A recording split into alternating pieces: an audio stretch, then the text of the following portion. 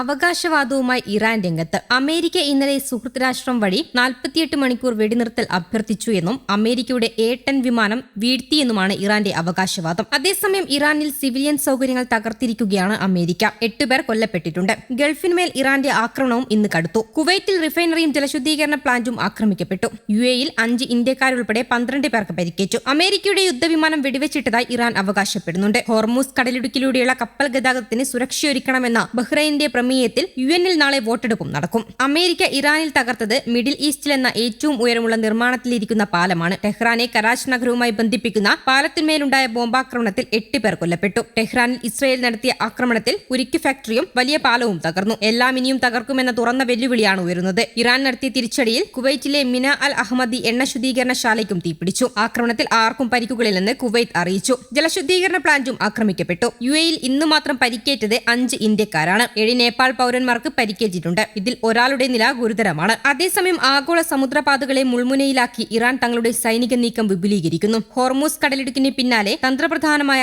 ബാബ് L മന്ദേബ് കടലിടുക്കിന്റെ നിയന്ത്രണം കൂടി ഏറ്റെടുക്കാനാണ് ഇറാന്റെ പുതിയ നീക്കം. Iran parliament speaker Mohammad Bagher ഗാലിബാഫാണ് സമുദ്ര ഉപരോധം വ്യാപിപ്പിക്കാനുള്ള ഈ നിർണായക തീരുമാനം അറിയിച്ചത്. ലോകത്തെ ഏറ്റവും പ്രധാനപ്പെട്ട വ്യാപാര പാതകളിലൊന്നായ ബാബ് എൽ മന്ദേബ് ഇറാന്റെ പിടിയിലായാൽ അത് അന്താരാഷ്ട്ര തലത്തിൽ വലിയ സാമ്പത്തിക പ്രത്യാഘാതങ്ങൾക്ക് കാരണമാകും. ബാബ് എൽ മന്ദേബിന്റെ നിയന്ത്രണം ഇറാൻ ഏറ്റെടുക്കുന്നതോടെ സൂയസ് കനാൽ വഴി ഇന്ത്യൻ മഹാസമുദ്രത്തിലേക്കുള്ള കപ്പലുകളുടെ പ്രവേശനം പൂർണ്ണമായും തടസ്സപ്പെട്ടേക്കാം. ഇത് ഏഷ്യയും യൂറോപ്പും തമ്മിലുള്ള ചരക്കുനീക്കത്തെയും ആഗോള ഇന്ധന വിപണിയെയും ഗുരുതരമായി ബാധിക്കുമെന്നാണ് വിലയിരുത്തൽ. ഹോർമൂസ് കടലിടുക്ക് വീണ്ടും തുറക്കുന്നതിനായി സൈനിക നടപടി സ്വീകരിക്കുന്നത് അത്യന്തം അപകടകരവും ഭാരിച്ച ചിലവുമുള്ളതാണെന്ന് അമേരിക്കൻ ഇന്റലിജൻസ് റിപ്പോർട്ട് ചെയ്തതായും അന്താരാഷ്ട്ര മാധ്യമങ്ങൾ സൂചിപ്പിക്കുന്നു. നിലവിലെ സാഹചര്യത്തിൽ സൈനിക നീക്കം വിജയിക്കാൻ സാധ്യത കുറവാണെന്ന് അമേരിക്കൻ ഇന്റലിജൻസ് ഏജൻസികൾ മുന്നറിയിപ്പ് നൽകിയിട്ടുണ്ട്. ഇറാൻ ഇസ്രയേൽ പോരാട്ടം കൂടുതൽ രൂക്ഷമാകുന്നതിന്റെ സൂചനയാണ് സമുദ്രപാതകളിലെ ഈ കടന്നുകയറ്റത്തെ പ്രതിരോധ വിദഗ്ധർ കാണുന്നത്. ലോകരാജ്യങ്ങൾ ആശങ്കയോടെയാണ് ഇറാന്റെ ഓരോ നീക്കത്തെയും ഇപ്പോൾ വീക്ഷിക്കുന്നത്. അതേസമയം ഇറാനുമായുള്ള യുദ്ധം 5ാം ആഴ്ചയിലേക്ക് കടക്കുമ്പോൾ പ്രതിദിനം ഏകദേശം $2 ബില്യൺ